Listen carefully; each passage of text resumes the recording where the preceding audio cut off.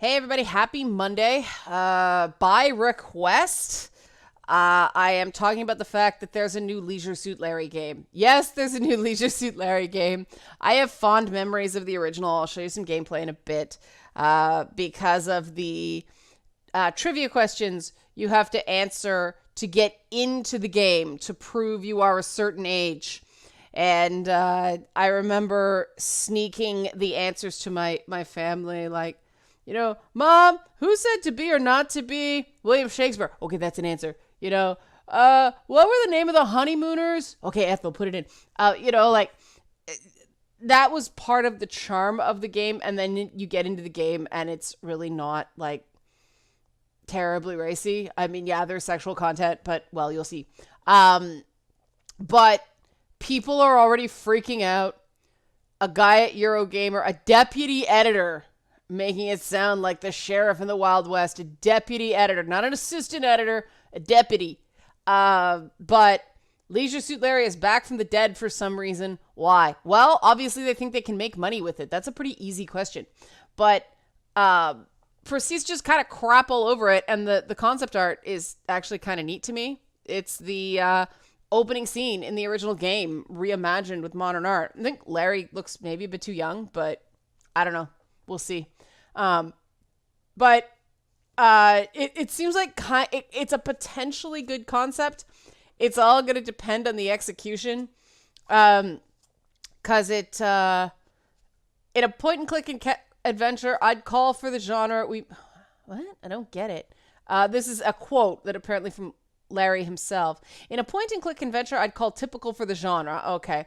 We mutually experience how I fall head over heels in love with Faith, the hot-to-trot assistant to the boss at Prune, a technology enterprise successful worldwide. Since even dating is done digitally nowadays, the first thing I have to do is work my score on Timber, the totally hip, can't get away without it dating app where I date women, satisfy their needs, and accordingly pick up points for my Timber profile. And whenever I get a chance in between, always briefly check out a few new bikini pics at Instacrap. The 21st century is gnarly smill. Okay. And the deputy editor says, I thought the Leisure Suit Larry series died after ex-Eurogamer extraordinaire Ellie Gibson savaged 2013's terrible Leisure Suit Larry Reloaded. In her 2 out of 10 review, Ellie concluded, the world did not need this Leisure Suit Larry game, and it does not need any more. Did the Crazy Bunch not get the memo? The Crazy Bunch is the name of the developer. See? Crazy Bunch.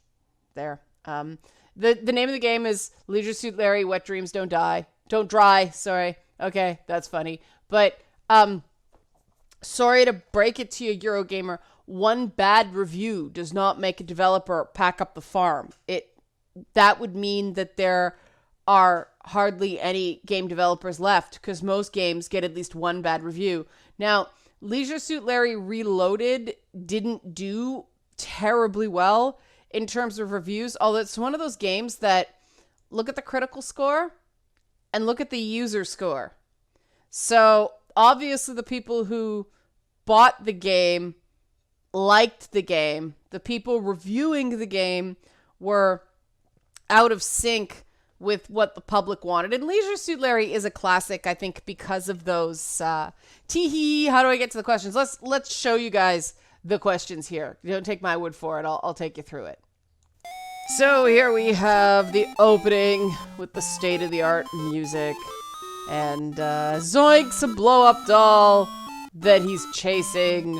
Yeah, this is hilarious when you're 9. But here we are, the questions. You saw the disclaimer briefly.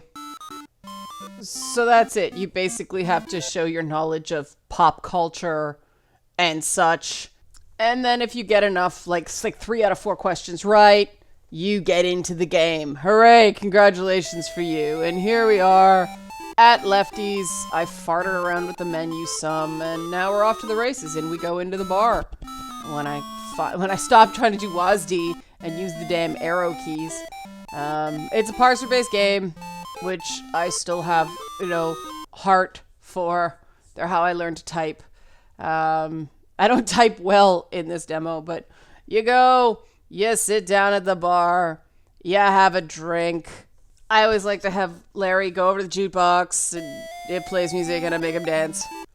I find that funny for some weird reason. I don't know why. I'm easily amused. But then you go into the back room, and, you know, there's a, come on, load screen, there's a drunk dude there. Oh boy, really not kid-friendly.